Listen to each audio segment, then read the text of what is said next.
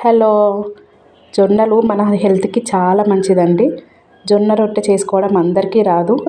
అలా రొట్టె చేసుకోవడం రాని వాళ్ళు ఇలా జొన్న దోశ అయినా చేసుకొని తినండి. హెల్త్కి చాలా మంచిది. అలాగే టేస్ట్ కూడా చాలా బాగుంటుంది. దీనికోసం నేనైతే చిన్న గ్లాస్ తోటి 2 గ్లాసుల జొన్నలు, 1 గ్లాసు మినపప్పు, 2 గ్లాసుల రేషన్ బియ్యం తీసుకున్నానండి.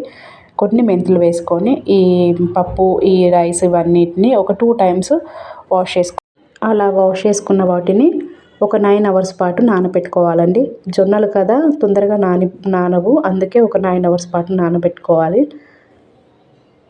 9 అవర్స్ పాటు నానిన తర్వాత ఒక 2 గ్లాసుల అటుకులను తీసుకొని అటుకులను కూడా కొంచెం ఒకసారి వాష్ చేసుకొని కొన్ని వాటర్ పోసుకొని ఒక 5 నిమిషాలు నానబెట్టుకోవాలండి.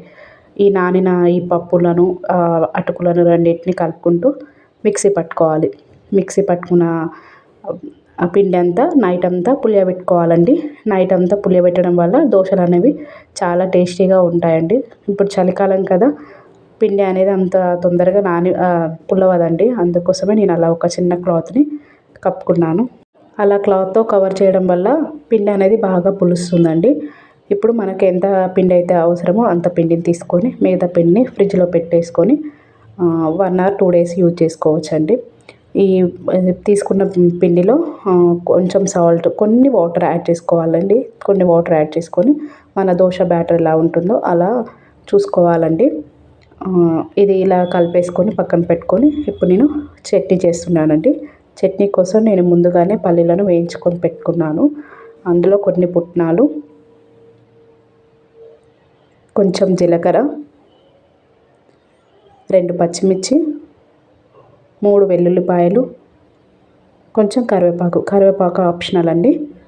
మా పిల్లలు తినరని నేను ఇందులో మిక్సీలోనే వేసేస్తాను కరివేపాకు. కొంచెం సాల్ట్ వేసుకొని మిక్సీ పట్టుకొని చట్నీ రెడీ చేసుకోవాలండి.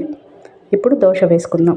దోశ వేసుకోవడానికి దోశ ప్యాన్ తీసుకొని ప్యాన్ కొంచెం హీట్ అయ్యాక కొంచెం పిండిని తీసుకొని ఇలా దోశలాగా వేసుకోవాలండి. ఇలా దోశలాగా వేసుకొని చుట్టూ ఆయిల్ వేసుకొని కొంచెం కలర్ చేంజ్ అయ్యే వరకు కాల్చుకుంటే టేస్టీగా ఉండే మన జొన్న దోశలు అయితే రెడీ అయిపోతాయండి. ఈ దోశలు మన హెల్త్కి చాలా మంచిదండి. జొన్న రొట్టె చేసుకోవడం రాని వాళ్ళు ఇలా జొన్నలతో దోశలు తిన్నా కూడా హెల్త్కు చాలా మంచిదండి. చాలా ఈజీగా కూడా చేసుకోవచ్చు. ఓకే అండి, థ్యాంక్ యూ. మీరు తప్పకుండా ట్రై చేసి మీకు ఎలా వచ్చిందో కామెంట్లో నాతో షేర్ చేసుకోవడం మర్చిపోవద్దండి. Thank you.